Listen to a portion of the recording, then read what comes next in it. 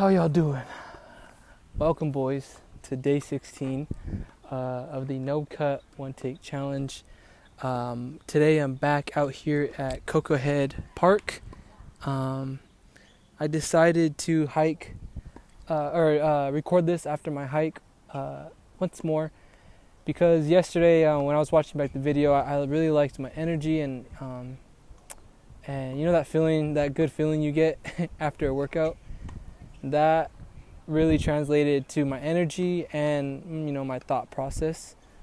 I really did go into yesterday with no idea of what I was going to say, but kind of the same today. But as I was pressing record, I was thinking about it, and I was talking to one of my best friends about, it was like a very short conversation, but about money. And in thinking of the subject and my response to what he asked, I just first want to kind of go into what my idea of money is.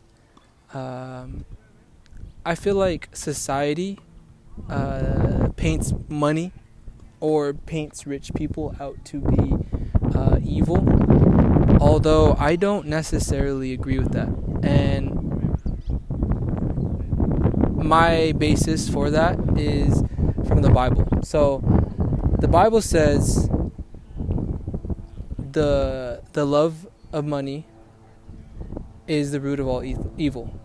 And most people misunderstand that by saying if you have a lot of money, or if you like getting money, you love getting money, then you're evil. But that's not what it's saying. What it's saying is the love of money, to where like you're doing whatever you can to get it, either whether it be by negative or evil means, is the root of all evil. So you have to almost separate yourself from money, but you could still go out and have goals to make money, if that makes sense. Like there's a clear distinction between that. So there's also another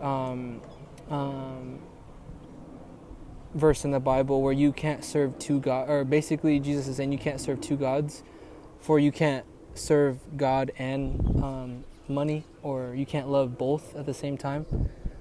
And so from that stance, like, yes, you can't love money and have it encapsulate everything about you, because then you're not leaving enough room for God or for your family or for things that actually matter in life, right? Which is kind of hard, I'll be honest with you.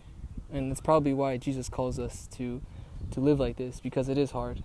But it's hard because money is essentially what makes our world go round in terms of like the US and our culture. Obviously I've never even been to another country, so I can't speak for another country, but our whole philosophy is the American dream and getting money and being successful and building your identity upon how successful you are or how much opportunity you have, which, I mean, I don't think anybody could deny, really, if you're from here. I'm guilty of it, and I mean, a large part of my life has been loving money and chasing money. And I think at this point in my life, I'm trying to detach myself from that love of money, but not being lazy and not aiming to be poor, right? Because God doesn't want his children to be poor, because there's another verse, and I'm paraphrasing these, so I apologize if it's disrespectful, but basically the glutton, the lazy, and the poor person they all lie together or something like that. Like, I'm butchering it so bad, but we know that, you know, being a glutton is a sin, and so if a lazy person is basking with them in sin, then we know they're both sin. So God isn't calling us to be lazy. And usually lazy people are not always poor, but rich people are not really lazy, in my opinion. And feel free to give me feedback in the comments if you disagree with anything I'm saying. But I'm really trying hard to break this down, and maybe I'm saying it in a way that is a little, I guess, disrespectful, but it's true. I mean, you can't really deny that it's true. But okay, regardless, the love of money, right? That is what's evil. Not having a lot of money. Like, if it's easy for a rich person to get money, which it is nowadays because of money multipliers and passive income, you can't say that they're a sinner because they have a rental property that's giving them $1,000 of passive income a month, right? But if they were to, in order to get that rental property, they backstabbed their friend, they stole from their mom's savings account, and, cheated her, then yes, that right there, that love of money is the sin. So I know I'm kind of repeating myself, and I hope you guys can track what I'm saying. But in terms of that, I think in order to be rich, right, and to be successful, like almost everybody wants to be, or everybody has goals to be, you can't sell your time for a fixed amount. So when you work, and I'm not talking down on a job that has like a salary or a wage, because we all have to go through that to eventually, get experience and build ourselves up. But in the long term, that fixed amount that can't go up or down, or even if it does go up, it's maybe by like a couple percent, that can't get you financial freedom. And I know that's a hard pill to swallow, and I know it's even hard to kind of accept, because all of our lives growing up, we're told to, go to school, get your education, stay out of trouble, and then find your way into a career, a job that you will eventually work for the rest of your life. And then people say, yeah, go into something that you're passionate about, or do something you love, and then you feel like it won't be work. But how many people around you that are older are doing that? Me personally, I don't think any of my elders are in that position.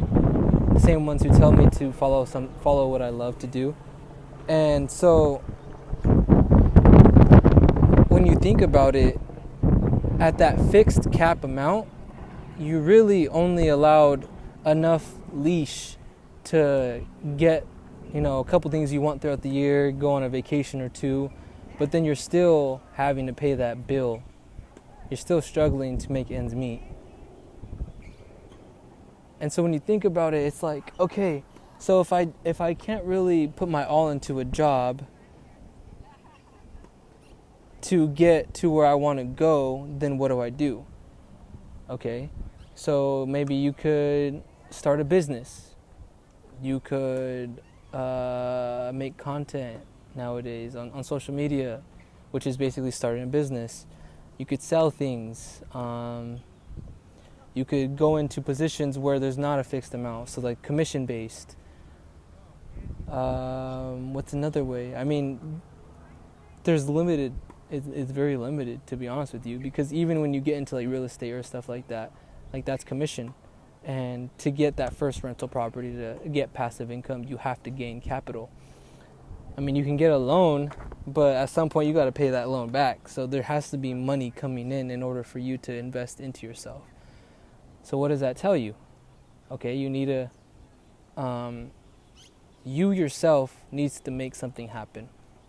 And maybe that's why it's so hard for people to get out of that job that they don't want to actually work, but pays their bills. I'm not saying it's maybe too much work for somebody or they don't want to do it, but I mean, it's hard. Like, that sounds just hard. And when you're kind of going through life in your 20s, who knows what happens? Like, you have a baby or you're going to get married. And so, and you maybe have a car payment. Like, these things tack on pressure and you need to pay them somehow. And so, you know, what's the first thing you'll do? You'll get a job. And then you get in that job, you get into that cycle, you feel comfortable. You know, you get in that check every 2 weeks and everything's paid off, you're good. But there's only so much, you know, so much you can, so there's only so far you can go up in that ladder. Because once you get comfortable, you're there for a year or two, and then you get promoted. And so at that point, you're like, oh, this is a lot to leave behind. And so that person never actually invests back into himself to create something that could really kind of push him forward in life. So it's complicated, it's hard, but I definitely have learned within this past year that it doesn't have to be as difficult as it seems. It just has to, you just have to kind of put in the work, and you have to really invest in yourself and build yourself up so you could be the type of person who can handle that, or kind of what's another word for handle? You can endure those times, that uncertainty, when you're actually chasing what you want to do. But like I said a couple days ago, maybe a week or so ago, all work works. So whether it's not working for you in the now, it's building the person you are to be able to take advantage when that opportunity really strikes. And at some point, all that work will build up into a finished product. And before you know it, you'll be where you want to be. And then maybe you'll fail again, but at that point, you have even that experience to learn from. So I know I'm a little bit all over the place today, but this is what this is about. Talking about stuff I'm passionate about, talking about stuff that requires a lot of thinking and contemplation. And so I hope you guys can enjoy this. I hope you guys, I hope it, sparks something in you. If you already knew it, then man, you're ahead of the game. You need to come teach me some stuff. But at the end of the day, I'm rooting for you, and yeah. So I appreciate you watching, and I'll catch y'all later, man. Peace.